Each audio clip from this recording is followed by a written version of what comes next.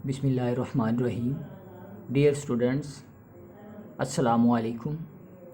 Learning with Umar Farooq में आपको खुश आमदीद कहता हूँ। डियर स्टूडेंट्स, आज के इस वीडियो लेक्चर में हम एक्सरसाइज 3.5 एफएससी मैथमेटिक्स पार्ट 1 की बेसिक डेफिनेशंस देखेंगे और फिर एक्सरसाइज को देखेंगे कि किस तरह से सॉल्व आउट होती है। तो आइए शुरू करते हैं। सबसे पहले हमारी डेफिनेशन है homogeneous and non homogeneous equations. यानी हम ये बताएंगे कि होमोजीनियस इक्वेशंस क्या होती हैं और नॉन होमोजीनियस इक्वेशंस क्या होती हैं। तो बड़ा आसान है। सबसे पहले आप इस इक्वेशन को देखें, फिर इसकी फॉर्मल डेफिनेशन को देखते हैं। ये एक इक्वेशन लिखी हुई है a1x, यानी ये कोई कांस्टेंट है और साथ वेरिएबल है प्लस b1y इक्वल k1 भी कोई एक कांस्टेंट है। इस इक्वेशन को हम नॉन होमोजीनियस इक्वेशंस कहते हैं। इसका याद रखने का तरीका बड़ा आसान है कि अगर हमारे पास ये कांस्टेंट मौजूद हो इक्वेशन में, यानी वेरिएबल के अलावा कांस्टेंट मौजूद हो, उसकी मैं मिसाल भी देता हूँ। मिसाल के तौर पे 2x + 3y = 5। तो ये जो 5r है ये कांस्टेंट है, इसके साथ कोई वेरिएबल नहीं लगा हुआ। तो इस तरह की इक्वेशन को हम कहते हैं नॉन होमोजीनियस इक्वेशन।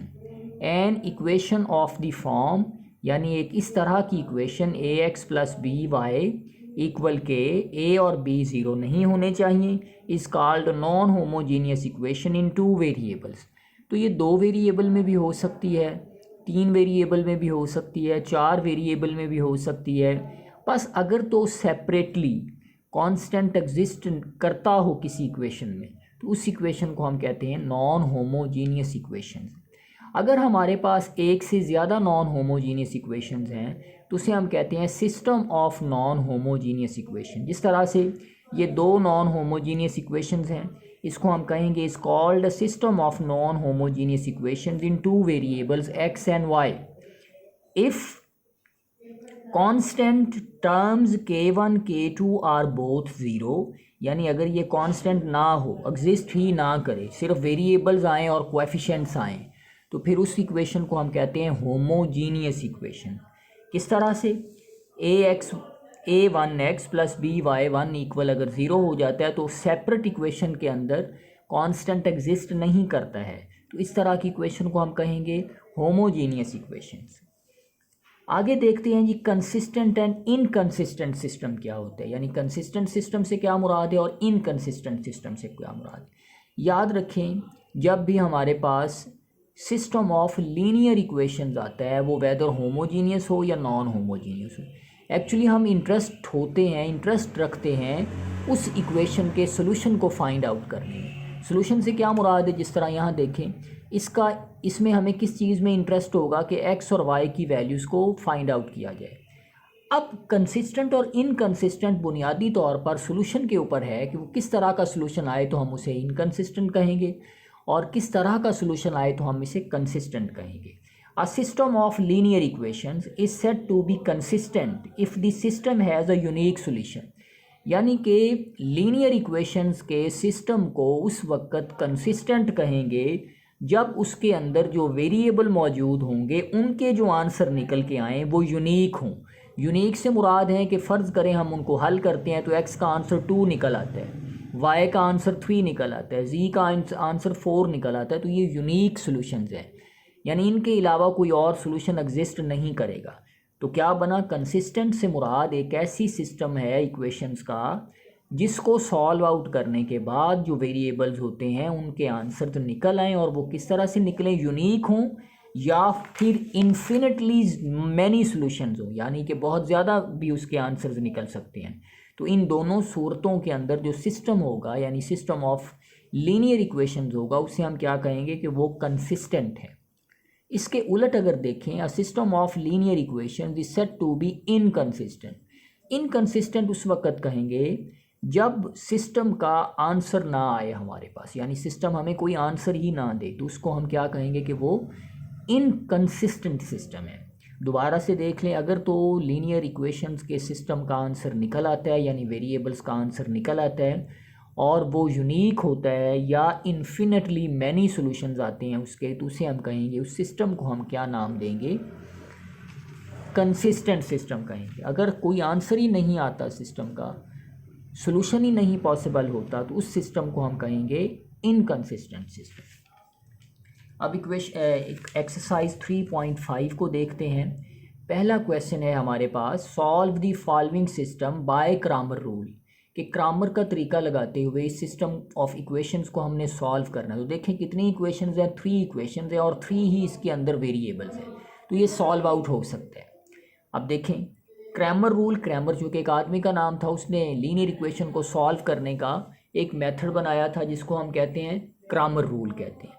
तो सबसे पहले तो कोएफिशिएंट का मैट्रिक्स बनाएंगे, यानी ये एक्स वाई के साथ जो कोएफिशिएंट लगे हुए हैं उनका हम मैट्रिक्स बना देंगे।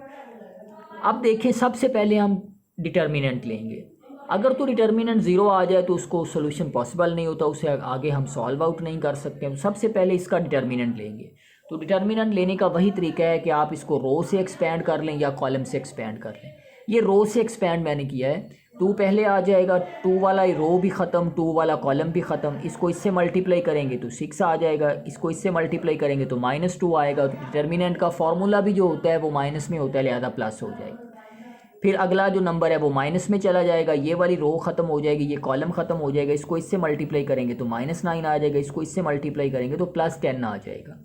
फिर प्लस ये 1 लगाएंगे, ये रो ख़त्म, ये कॉलम ख़त्म, इसको इससे मल्टीप्लाई करेंगे 3 आ जाएगा, इसको इससे मल्टीप्लाई करेंगे तो +10 आ जाएगा। इस सारे को सॉल्व आउट करने से हमारे पास जवाब जो निकलेगा वो 27 निकलेगा। तो 27 0 तो नहीं है, 0 के अलावा जवाब है, जो डिटर्मिनेंट का जवाब 0 नहीं है, इसका मतलब है इसका सोल्यूशन पॉसिबल है। अब हम लगाते हैं क्रैमर का तरीका कि क्रैमर रूल क्या है। तो क्रैमर रूल क्या है कि जो वैल्यू हमने फाइंड करनी होती है, जो वैल्यू हमने फाइंड करनी होती है, मैट्रिक्स के अंदर उसके सारे कोएफिशिएंट को नहीं लिखते हैं। ये देखें, अब ये जो x वाले नंबर हैं ये नहीं लिखेंगे, जो वैल्यू फाइंड करनी है ये वाले नंबर नहीं लिखेंगे, बल्कि इसकी जगह ये कांस्टेंट पुट करेंगे। तो आप डिटर्मिनेंट लिखेंगे x, यानी इसकी वैल्यू फाइंड करनी है, तो x वाले कोएफिशिएंट की जगह जो b वाले कोएफिशिएंट थे, यानी कि जो नॉन होमोजीनियस इक्वेशंस के कोएफिशिएंट थे वो लिख दिए, हमने कांस्टेंट लिख दिए। बाकी नंबर्स वैसे रहेंगे, डिटर्मिनेंट लगा देंगे, नीचे a का डिटर्मिनेंट आ जाएगा। ऊपर वाला डिटर्मिनेंट सॉल्व करेंगे रो के ज़रिए से, तो ये बन जाएगा, नीचे a का डिटर्मिनेंट हमने 27 फाइंड किया था, तो 27/27 ये 1 आंसर आ जाएगा। अब हमने y वाला आंसर फाइंड करना है, तो y वाले जो कोएफिशिएंट हैं, y वाली जो वैल्यूज़ थी कोएफिशिएंट मैट्रिक्स के अंदर, ये वाली वैल्यूज़, इनकी जगह हम ये वाली वैल्यूज़ को डालेंगे। ठीक है जी, तो ये डिटर्मिनेंट आ जाएगा। अब डिटर्मिनेंट के तरीके से इसको सॉल्व करेंगे, नीचे a का डिटर्मिनेंट आएगा, तो ये ऊपर वाले को सॉल्व करने से 0 आएगा, नीचे 27 आएगा, तो 0 आंसर आ जाएगा। लास्ट में z को हमने फाइंड करना है, तो z को फाइंड करने के लिए जो z कोएफिशिएंट मैट्रिक्स में जो z की वैल्यूज़ थी, जो z के कोएफिशिएंट थे, उनकी जगह हम b वाले यानी ये वाले कोएफिशिएंट्स को डाल देंगे। तो ये आ जाएगा डिटर्मिनेंट, नीचे a का डिटर्मिनेंट आ जाएगा, ऊपर वाले को सॉल्व आउट करेंगे तो 27 आ जाएगा, नीचे वाले का डिटर्मिनेंट 27 है तो ये 1 आ जाएगा। तो x y z का आंसर हमारे पास क्या आ जाएगा, x का 1 आ गया, y का 0 आ गया और z का 1 आ गया। यही हम फाइंड आउट करना चाहते थे, x1 y0 z1, क्योंकि हमारे पास जो इक्वेशन थी उसमें x y z कांस्टेंट थे, सॉरी वेरिएबल्स थे, उन्हीं को हमने फाइंड आउट करने के लिए क्रैमर के तरीके को अप्लाई किया। क्वेश्चन नंबर 2 सॉल्व करते हैं। क्वेश्चन नंबर 2 में उसने कहा है कि आप मैट्रिसेस का तरीका लगाओ और फाइंड आउट करो इसका इक्वेशन। तो सबसे पहले क्या लिखेंगे, कोएफिशिएंट मैट्रिक्स बनाएंगे, फिर आगे ये वेरिएबल्स लिख देंगे इक्वल, ये जो कांस्टेंट हैं वो लिख देंगे। अब इसको हम a कह लेंगे, इसको हम x कह लेंगे और इसको b कह लेंगे। तो x का आंसर क्या निकलेगा, a इन्वर्स b निकलेगा। इन्वर्स का फॉर्मूला क्या होता है, 1/a determinant adjoint of a, और ये b वैसे का वैसे आ जाएगा। सबसे पहले हम a का डिटर्मिनेंट लेंगे, तो a का डिटर्मिनेंट लेंगे तो रो के ज़रिए हम इसे एक्सपेंड करेंगे, इस रो के ज़रिए एक्सपेंड करेंगे तो हमारा डिटर्मिनेंट निकल आएगा -2। चूँकि ये -2 0 नहीं है, लिहाजा सोल्यूशन इसका पॉसिबल है। अब हम फाइंड करेंगे सबसे पहले एडजॉइंट। तो एडजॉइंट का इससे पहले वीडियो लेक्चर में हमने कहा था कि एडजॉइंट क्या होता है, a11 a12 a13 a31 a32 a21 a22 a23 a31 a32 a33 और फिर इसका ट्रांसपोज। तो ये हमारे पास क्या होगा, एडजॉइंट। अब फाइंड करते हैं जी a11 से क्या मुराद है, फर्स्ट रो छोड़ेंगे कोएफिशिएंट मैट्रिक्स में और फर्स्ट कॉलम छोड़ेंगे, बाकी ये वाली जो एंट्रीज हैं वो ये लिख देंगे। इनको सॉल्व करेंगे तो हमारे पास आंसर 1 आ जाएगा। A12 किया, यानी कि हमारे पास ये वाला है हिस्सा, तो इसको छोड़ेंगे तो बाकी ये लिखेंगे तो ये कोफिशिएंट आ जाएंगे। इनको सॉल्व करेंगे तो ये क्या जवाब 3 निकल आएगा। फिर A13 यानी ये वाला हिस्सा, ये रो छोड़ेंगे, ये कॉलम छोड़ेंगे, तो ये एंट्रीज कोफिशिएंट मैट्रिक्स यहाँ लिखेंगे। इसको सॉल्व करेंगे तो आंसर 3 आ जाएगा। फिर A21 करेंगे, A22 करेंगे, A23 करेंगे, A31 करेंगे, A32 करेंगे, A33 करेंगे, तो ये हमारे पास इनके आंसर्स निकल आएंगे। अब इन आंसर्स को हम पुट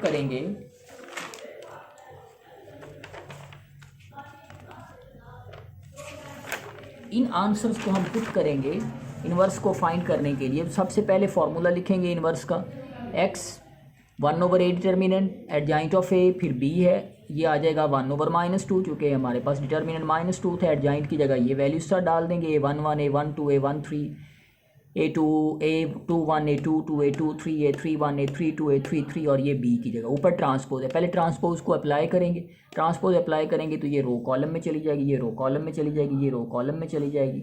अब इनको इससे मल्टीप्लाई करेंगे, यानी ये रो इस कॉलम से मल्टीप्लाई होगी, फिर ये रो इस कॉलम से मल्टीप्लाई, फिर ये रो इस कॉलम से मल्टीप्लाई। अब हमारे पास जो फाइनल आंसर निकलेगा वो -2 0, और इस x को हमने फ़र्ज़ किया था स्मॉल x y और z के इक्वल। अब इसके ऊपर जब डिवाइड करेंगे तो ये माइनस में, ये भी माइनस में, +1 आ जाएगा, ये माइनस में, ये माइनस में, तो 1 आ जाएगा, ये 0 है तो ये 0 ही रहेगा। तो x का आंसर 1, y का आंसर 1, z का आंसर 0 आ गया। तो ये वो कोएफिशिएंट जो हम फाइंड करना चाह रहे हैं। अब अगला जो क्वेश्चन है, क्वेश्चन नंबर 3, ये बड़ा ही इंपॉर्टेंट है, इसको मैं सॉल्व आउट करूँगा मैनुअली, कि हमने एचलन फॉर्म में इसको कन्वर्ट करके सॉल्व आउट करना है कि किस तरह से इसको सॉल्व आउट करते हैं। तो ज़रा गौर करिएगा, बड़ा आसान है, इसको टेक्निक को आपने याद रखना है कि किस तरह से हम इसको करते हैं। ये हमारे पास कोई भी सवाल है जो एचलन फॉर्म से हम हल करना चाहते हैं, सबसे पहले ये मैट्रिक्स लिखेंगे, इसे कहते हैं ऑगमेंटेड मैट्रिक्स। ये बनाते किस तरह है कि सबसे पहले ये वाले जो कोएफिशिएंट हैं ये हम लिख देंगे यहाँ पर, उसके बाद ये जो कांस्टेंट है ये जो हैं या नहीं है, वेदर ये होमोजीनियस इक्वेशन हो या नॉन होमोजीनियस इक्वेशन, ये वाले कांस्टेंट यहाँ लिख देंगे। अगर तो ये होमोजीनियस है तो फिर ये 0 0 होंगे, वो नहीं लिखे जाते। दोबारा देख लें, ये ऑगमेंटेड मैट्रिक्स कहलाता है। जो हमारे पास लीनियर इक्वेशंस का सिस्टम दिया होता है उसका कोएफिशिएंट मैट्रिक्स बना लेते हैं, और जो ये कांस्टेंट है ये साथ लिख देते हैं। अब याद रखना है आपने, एचलन फॉर्म बनाने के लिए जो स्टेप नंबर 1 है ये याद रखना है, इसके अलावा ये सॉल्व नहीं होता, गलत हो जाता है। स्टेप नंबर 1 क्या होगा कि आपकी जो पहली रो है उसका जो पहला ये वाला हिस्सा है ये 1 होना चाहिए। तो ये फॉर्चुनेटली 1 है, तो इसको हम वैसे का वैसे लिख देंगे यहाँ पर। ये देखिए 1 आ गया, -2 आ गया, -2 आ गया और 1। इस 1 के नीचे ये जो दूसरे वाली रो है वो 0, यानी 2 की जगह अब 0 आना चाहिए। तो ये वाला हिस्सा हमने 0 बनाना है। तो 0 बनाने का क्या तरीका होगा, R2 - 2 टाइम्स R1, यानी कि इसको 2 से ज़रब कर दो और ये वाली इसमें से ये माइनस कर दो तो यहाँ 0 आ जाएगा। अब हमने क्या किया, R2 यानी ये चेंज हो जाएगा, पहले इसको 2 से ज़रब करो, अब 1 को 2 से मल्टीप्लाई करेंगे तो 2 हो जाएगा। 2 में से 2 निकालेंगे तो क्या हो जाएगा, 0, यानी 1 के नीचे 0 बना दिया हमने। ये 3 है, ये 2 है, पहले इसको मल्टीप्लाई किया तो ये हो गया 4, यानी 3 - 4, तो ये पहले ही माइनस है तो ये प्लस हो जाएगा, 3 + 4 यानी ये 7 हो गया। उसके बाद ये 1 है, इसको 2 से मल्टीप्लाई करेंगे तो ये क्या हो जाएगा, ये 4 हो जाएगा। 1 + 4 ये 5 हो जाएगा। उसके बाद इसकी बारी है, ये 1 + 2 हो जाएगा, ये 3 हो जाएगा। एक चीज़ डियर स्टूडेंट याद रखें, एचलन फॉर्म बनाते हुए अगर कोई भी गलती होगी या स्टेप गलत हो गया तो पूरा सवाल गलत हो जाता है। फिर मैं बताता चलूँ, पहली रो में 1 होना चाहिए, 1 के नीचे आपने 0 लाना है। अब यहाँ 5 मौजूद है, यहाँ भी 0 होना चाहिए। तो ये 0 कब आएगा, जब आप क्या करेंगे, R3 - 5 टाइम्स R1 करेंगे, यानी 5 में से जब ये माइनस करेंगे 5 से मल्टीप्लाई करके तो ये हो जाएगा जी 0, यानी 1 के नीचे अब 0 0 आ गया। ये -4 है, ये हो जाएगा +10, -4 + 10 ये आ जाएगा 6, -3 + 10 ये क्या हो जाएगा, ये 7 हो जाएगा। ठीक है ना जी। उसके बाद देखें 1 + 5 ये 6 हो जाएगा। अब याद रखें, जब 1 के नीचे 0 0 आ गई तो जो दूसरे वाली रो है ये इसमें ये वाला जो हिस्सा है इसमें 1 होना चाहिए। क्या होना चाहिए, 1 होना चाहिए। अब याद रखें, इस रो को आपने नहीं छेड़ना है, छेड़ेंगे तो ये 0 ख़त्म हो जाएगा। इन दोनों के ऊपर ऑपरेशन लगाना है। तो अब क्या करेंगे जी, अब इसमें से ये माइनस कर देंगे, यानी कि R2 माइनस R3 करेंगे तो यहाँ 1 आ जाएगा। कैसे जी, ये रो ऑपरेशन की अलामत है, ये 1 -2 -1 वैसे का वैसे। आप देखें ज़रा, इसमें से ये माइनस करेंगे तो 0 का 0, 7 में 6 निकालेंगे तो 1 आ गया, 5 में 7 निकालेंगे तो -2 आ गया, 3 में 6 निकालेंगे तो -3 आ गया। ये 0, ये 6, ये 7, ये 6 वैसे का वैसे। अब याद रखें, अब यहाँ 0 होना चाहिए, यहाँ 1 मौजूद है तो यहाँ क्या होना चाहिए, 0 होना चाहिए। अब देखें किस तरह से करेंगे। अब करते हैं जी R3 माइनस 6 टाइम्स R2, इसको 6 से मल्टीप्लाई कर दो और इसको माइनस कर दो, तो अब क्या बन जाएगा, पहली रो तो भाई वैसे की वैसे आ गई। उसके बाद ये 0 है, 1 है, -2 है, -3 वैसे का वैसे। इसमें से ये माइनस करेंगे तो 0 आ गया, 6 में 6 माइनस करेंगे तो 0, चूँकि इसको 6 से मल्टीप्लाई किया जा रहा है। 7 + 12, 7 + 12, चूँकि इसको 6 से मल्टीप्लाई करेंगे, 7 + 12 तो ये 19 आ जाएगा। 6 + 18, 6 + 18, चूँकि ये 6 है, इसको आप 6 से मल्टीप्लाई कर रहे हो तो ये 18 हो जाएगा। 6 + 18 क्या हो जाएगा जी, 24। लो जी, ये आंसर आ गया। अब ज़रा देखें, यहाँ हमारे पास 1 होना चाहिए। अब ऑपरेशन करने की ज़रूरत नहीं है। अब ज़रा गौर करें, मैं ये मैट्रिक्स एक दफ़ा दोबारा लिख देता हूँ। ये आ जाएगा जी हमारे पास 1 है, -2 है, -2 है, -1 है, 0 है, 1 है, -2 है, -3 है, 0 है, 0 है, 19 है, 24 है। अब इसको क्या करेंगे जी, 1/19 R3 कर दो तो यहाँ 1 आ जाएगा, क्योंकि ये लास्ट ही स्टेप है हमारा। तो ये 1 है, -2 है, -2 -1, 0 है, 1 है, -2 है, -3 है, 0 0 1 24/19। अब ज़रा ये हमारे पास जो जवाब आ गया, इसे हम कहते हैं एचलन फॉर्म, एचलन फॉर्म कहते हैं। अच्छा जी, अब देखें, ये था x1, ये था x2, ये था x2, क्योंकि हमारे जो सवाल में था वो x1 x2 x3 था। ये x y z भी हो सकता था, कोई भी यहाँ वेरिएबल हो सकते हैं, जो भी वेरिएबल हो यहाँ से शुरू करना है, x1 x2 x3। अब देखें x3 का डायरेक्ट आंसर क्या निकला है, x3 का आंसर निकला है हमारे पास 24/19, ये आंसर निकला है, डायरेक्ट आंसर निकला है। अब इसकी बारी है, ये देखें x1 0 है, x2 1 है, x3 ये है, यानी हमारे पास आ गया जी x2, ये 1 से मल्टीप्लाई करें, फिर ये क्या आ जाएगा 2x3 इक्वल, ये चूँकि इक्वल में कांस्टेंट थे, ये किस में थे, इक्वल में, तो -3 आ गया। अब देखें x2 का आंसर क्या निकलेगा, इसको दूसरी साइड पे ले जाएं, -3 + 2 टाइम्स x3 की जगह 24/19 आया, तो इसका एलसीएम क्या निकल आया हमारे पास, 19 निकल आया। 19 को -3 से मल्टीप्लाई करेंगे तो 57 आता है, -57 + 48 आ गया। इनको हल करेंगे तो क्या आ जाएगा हमारे पास, आ जाएगा जी -9/19 आ जाएगा, तो ये x2 का आंसर निकल आया। अब हमने फाइंड करना है x1 का आंसर, तो ये वाली जो पहली रो है, ये वाली, इसको अप्लाई करेंगे तो ये क्या बन जाएगा, ये देखें यहाँ पर 1 है तो ये आ जाएगा x1, ये आ जाएगा -2x2, ये आ जाएगा 2x3 इक्वल -1। ये फाइंड करना है, ये इधर रहने दें, तो ये आ जाएगा -1 + 2x2 + 2x3। अब देखें -1 वैसे का वैसे, 2x2 का जवाब क्या आ गया, -9/19 आ गया, प्लस 2x3 का आंसर क्या था, 24/19। अब इसको सॉल्व आउट करेंगे तो हमारे पास जो आंसर x1 का निकलेगा वो निकलेगा 11/19। तो ये एचलन फॉर्म से हमने सवाल को हल किया। मैं दोबारा आपसे एक दफ़ा बता देता हूँ, जो भी सवाल एचलन फॉर्म से हल करना हो, सबसे पहला जो स्टेप होगा रो ऑपरेशन का वो ये होगा कि आपके पास पहली रो में 1 होना चाहिए। जब 1 होगा पहली रो में तो जो दूसरी रोज़, बाकी दो रोज़ हों, 3 रोज़ हों, 4 रोज़ हों, आपने उनको 1 0 0 करना है। तो यहाँ पर क्या था, 2 था, 5 था, हमने यहाँ 0 0 किया। जब यहाँ 1 के नीचे 0 0 बना लें तो ये दूसरी रो है उसमें जो ये वाला नंबर है यहाँ 1 होना चाहिए, तो 1 यहाँ बनाएंगे। जब ये 1 बन जाएगा तो इसके नीचे 0 होना चाहिए, फिर यहाँ 0 बनाएंगे, ठीक है। तो याद रखें, पहले तो 1 के नीचे वाली जो नंबर है वहाँ 0 0 लाना है, फिर इस जो दूसरी रो है वहाँ यहाँ 0 लाना है, 1 लाना है, सॉरी यहाँ 1 लाना है, फिर उसके बाद 1 के नीचे यहाँ 0 लाना है, और लास्ट के ऊपर जो हमारे पास होगा यहाँ पर 1 होना चाहिए, ठीक है ना जी। अच्छा, जब ये बन जाएगा तो उसके बाद हमारे पास जो आंसर्स हैं वो डायरेक्ट निकल आएंगे, आंसर्स हमारे पास डायरेक्ट निकल आएंगे।